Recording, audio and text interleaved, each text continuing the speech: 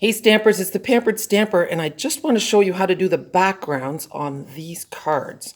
So the little die cuts are from a kit called Looking Up, but I doubled. Oh, look at this! Look at this! I have helpers today. We are actually at my coffee and a card class, and I'm showing them how to do this. And I thought I might as well video at the same time.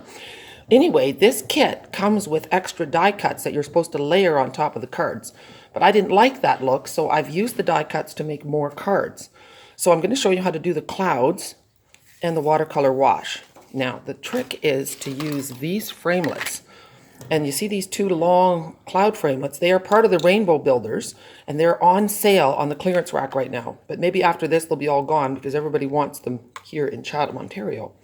So we're going to start with Shimmer White, and I've been telling you that this stuff, look at, there's nothing special on it now, but it is expensive. And this Dutch girl likes to get more than 4 fronts out of a card.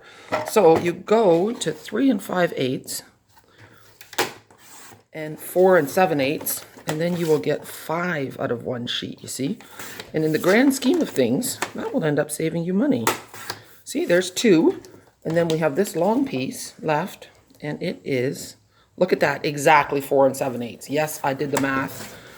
And yes, I was the girl in school who asked the teacher, why do I need to learn this? How is this going to help me in life? Well, teacher, I am using my math in life. Thank you very much. Although I'm quite sure it wasn't those formulas that I hated.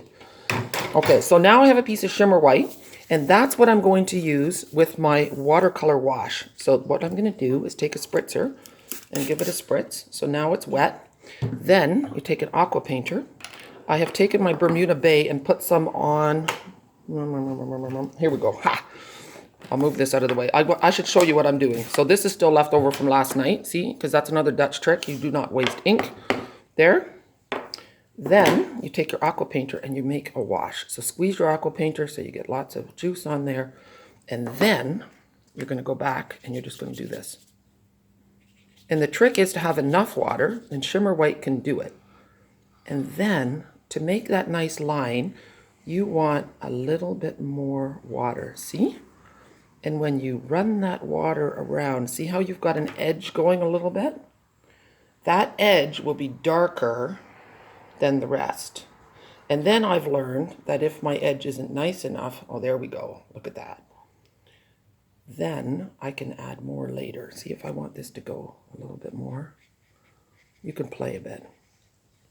And then after it dries, you can add more in the middle. And you just play with that water and let it run, and it won't keep going. See how it stops? It's like there's a wall. It won't keep going. See? It's kind of cool. So you can control that by making more of an edge. See? Now it will puddle down there. See? Isn't that cool? So now the thing is to have a little bit of patience. I want it a little bit bigger.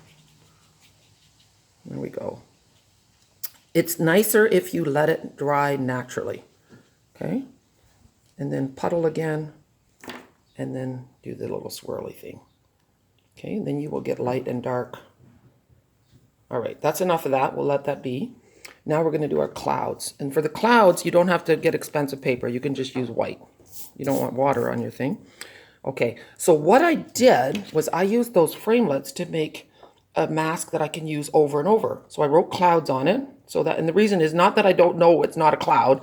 I did that so that when it's laying down, I can find it. Because trust me, I have looked for a long time for these things when there was nothing written on them.